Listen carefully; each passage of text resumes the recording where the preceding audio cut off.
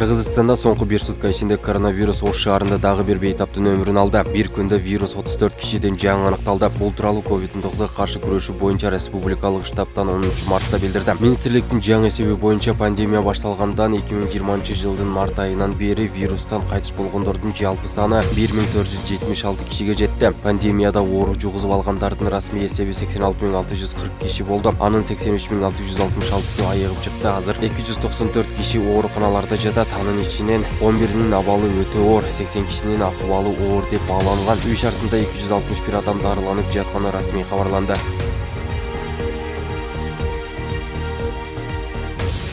Коррупцияга жана кылмыштык кирешилерди адалдаштырууга байланыштуу айып тагылган Райымбек Матраимовдун жүрөгүнө инвазивдүү операция жасалат. Бул тууралуу Биккарт клиникасынын коомчулук менен байланыш бөлүмүнүн башчысы Елена Баялинова Азаттык радиосуна билдирди. Матраимовдун биздин клиникага кан басымы жогорулап, айрым кан айлануучу органдарынын иши бузулган абалда алып келинген. Учурдагы операциянын алдындагы атайын кароо жүргүзүлүп жатат. Анын жүрөгүнүн кан тамырларына скальпелсиз инвазивдүү операция жасалат. Елена Баялинованын айтуусунда учурда дарыгерлер Матраимовдун бөйрөгүнө да кароо жүргүзүшүүдө. Бажы кызматынын төрагасынын мурдагы ордун басары Райымбек Матраимов 20 февралда 2 айга камалган. Кийинчерээк ал ден соолугу начарлап, Бишкектеги Биккарт жеке менчик ооруканасына жаткырылганы кабарланган. Мамлекеттик бажы кызматынын төрагасынын мурдагы ордун басары 18 февралда УКМКга сурак бергенден кийин экинчи жолу кармалган. Ага кылмыштык кирешилерди адалдаштырууга байланыштуу айып тагылган.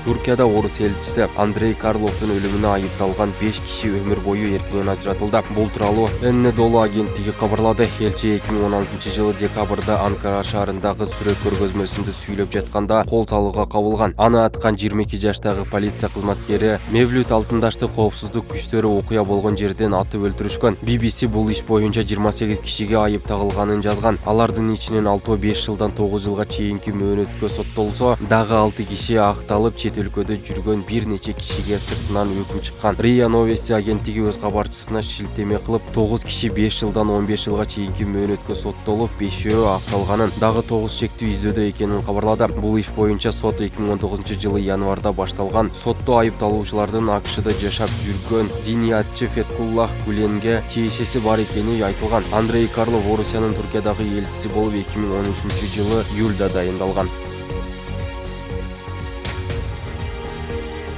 Борбордук шайлоо комиссиясы жеке коргонуу каражаттарын сатып алууга тендер жарыялады. Мамлекеттик сатып алуулар порталындагы маалыматка караганда, жеке коргонуу каражаттарын сатып алууга 15 миллион 41 миң сом жумшалат. Сынактык арыздарды берүү мөөнөтү 30 мартка белгиленди. Анын ичинен 1 миллион 170 миң сомго санитайзер, 3 миллион сомго 4 кабаттуу бир жолу колдонулуучу бет кап, 1 миллион 585 миң сомго респираторлор, 1 миллион 806 миң сомго кол кап, 4 миллион 950 миң сомго тилкелик шайлоо комиссиясынын мүчөлөрү үчүн кийимдер, 1 миллион 680 миң сомго шайлоочулар үчүн спирттүү кол арчылар сатылып алынат. Кыргызстанда 11 апрелде жергиликтүү кеңештерге шайлоо өтөт.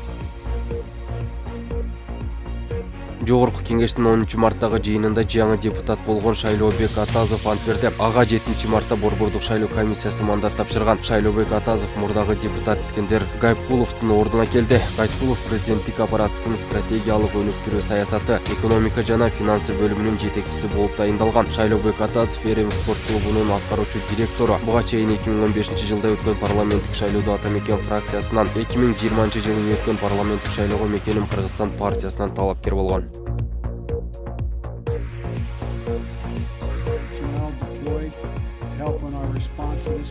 АКШ президенти Джозеф Байден салтанатта сүйлөп жатып өлкөнүн коргоо министри Ллойд Остиндин ысымын эстей албай койду. Бул туурасында Тысан маалымат булагына таянып РИА Новости жазды. Ал Америка армиясынын катарында кызмат кылган аскер аялдарга арналган салтанатта сүйлөп жатканда Пентагондун жетекчиси ага жакын жерде турган. Мен мурдагы генералга ыраазычылык билдирем. Мен аны генерал деп атайм. Бирок менин тетиги жерде турган жигит ушул аскердик мекемени жетектейт деген Байден министр Остин тууралуу. Ошол эле учурда буга чейин президент телесуфлердон окуп жатып коргоо министри катчы Остин деп атаган. Байден ошондой эле Пентагондун аталышында унутуп калган. Ал сүйлөп жатып коргоо министринин штаб-квартирасын ушул балдар деп айтып алган. Бул америкалык президенттин эл алдында жаңылган биринчи жолку учур эмес. 2020-жылдын декабрында өзүнүн инаугурациясына чейин өлкөнүн вице-президенти Камаль Харристи АКШ лидери деп атаган.